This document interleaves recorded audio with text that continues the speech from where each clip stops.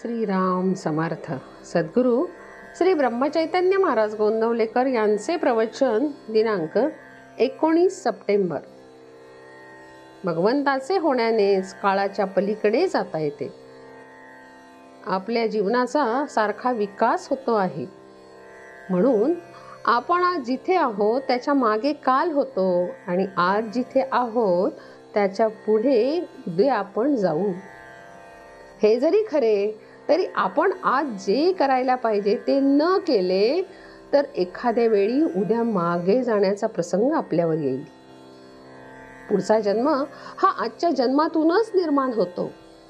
तेव्हा आपण आज चांगले असलो तर अंते मतिही सा गतिही या नियमाप्रमाणे पुढचा जन्म आपल्याला चांगलाच येईल.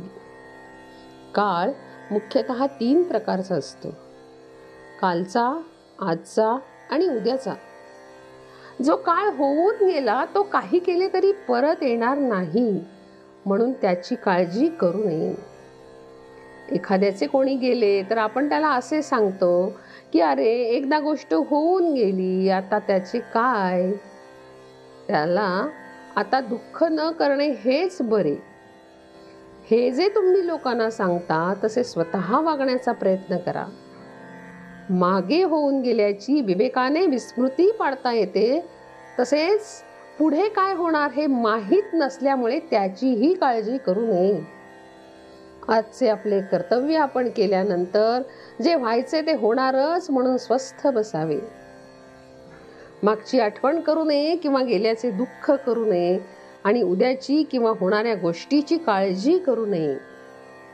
सध्या आपल्याला कालाच्या पलीकडे जाता येत नाही आणि कालाच्या पलीकडे गेल्याशिवाय भगवंत मिळणार नाही अशी अवस्था आहे.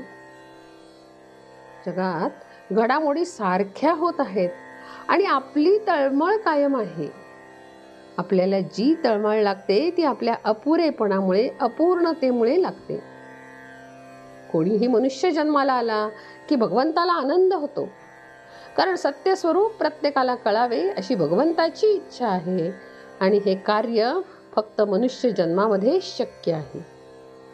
यासाठी भगवंत आपल्याला समजण्यासारखा आहे हे प्रत्येकाने लक्षात ठेवावे. याकरिताच आपल्याला भाव, इच्छा, तळमळ आज मनातून उत्पन्न व्हायला पाहिजे. पुष्कळ चांगला स्वयंपाक केला आणि मीठ घालायचे राहिले तर काय उपयोग. भाव जर दुजा ठेवला तर भजन चांगले झाले असे कसे म्हणावे. भक्तीचे 9 मार्ग सांगितले आहेत. त्यातल्या कोणत्याही एकाचेच पूर्ण भाव ठेवून परिशीलन केले तरी त्यात बाकीचे 8 भाव येतात. आपल्याला जे कळले ते आपण आचरणात आणावे हे खरे ऐकणे होय. जो आपल्या रक्तामासात मिसळतो आणि रोजच्या वागण्यात आणता येतो तोच खरा वेदांत होय. आणि आपल्या कर्तव्यामध्ये भगवंताचे स्मरण ठेवणे हेच सर्व वेदांताचे सार आहे.